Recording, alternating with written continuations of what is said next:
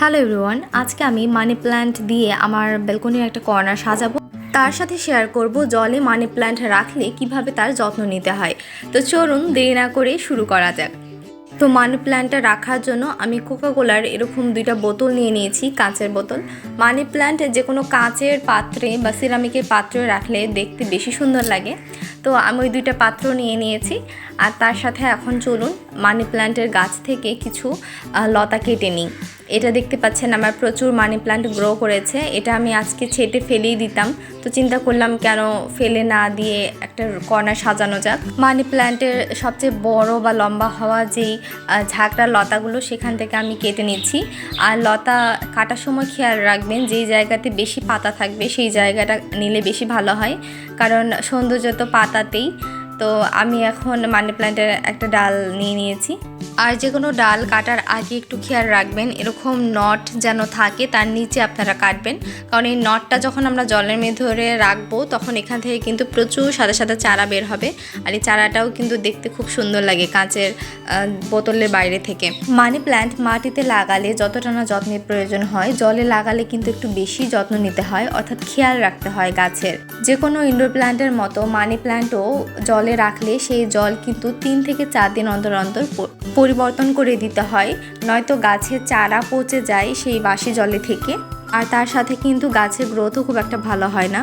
যদিও জলে রাখলে আপনারা মাটিতে রাখার মতো গ্রোথ পাবেন না, তারপরেও কিন্তু প্রচুর নতুন নতুন কচি পাতা আমরা বের হতে দেখি। তো এই যে আমার ডালগুলো কেটে নেওয়া হয়ে গেল, বেশ অনেকগুলো ডাল পেয়েছি। মানি প্ল্যান্টের এই গাছগুলো আমার ভীষণ প্রিয়, আসলে কাটতে ইচ্ছা করে না, কিন্তু দেখে বুঝতেই পারছেন আমার ব্যালকনিতে আসলে রাখারও জায়গা নেই, সে কারণে কাটতেই হলো। তো ব্যাপার না, এই যে বোতলগুলো প্রথমে দেখিয়েছিলাম কোকাকোলার বোতল কাঁচেরটা, সেটাতে আমি জল ভরে নিয়েছি। আপনারা চাইলে আরও অন্য ধরনের পাত্রও নিতে পারেন, সিরামিক বা মাটির পাত্রও কিন্তু ইউজ করতে পারেন। তো আমার কাছে আপাতত এটাই ছিল, আর আমার খুব ইচ্ছাও ছিল এতদিন ধরে যে এগুলো আসলে ডেকোর করব।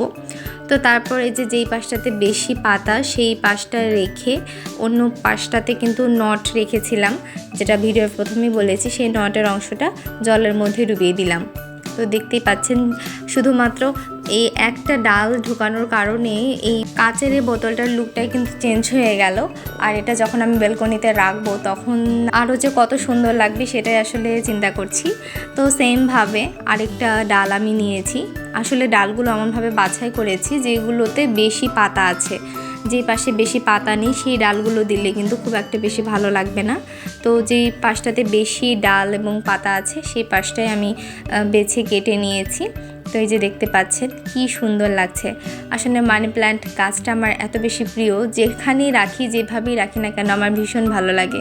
সবুজ এই কচি পাতার রঙটা আসলে দেখলেই আমার মনটা একদম ভরে যায়। তো খুব সিম্পলি এবং বিনা খরচে কিন্তু একটা ডেকোর আইডিয়া হয়ে গেল। তো যে আমি এইভাবে বোতলটা বেঁধে দিয়েছি, আর প্রতি 3 থেকে 4 দিন অন্তর অন্তর এই জল কিন্তু পরিবর্তন করতেই হবে।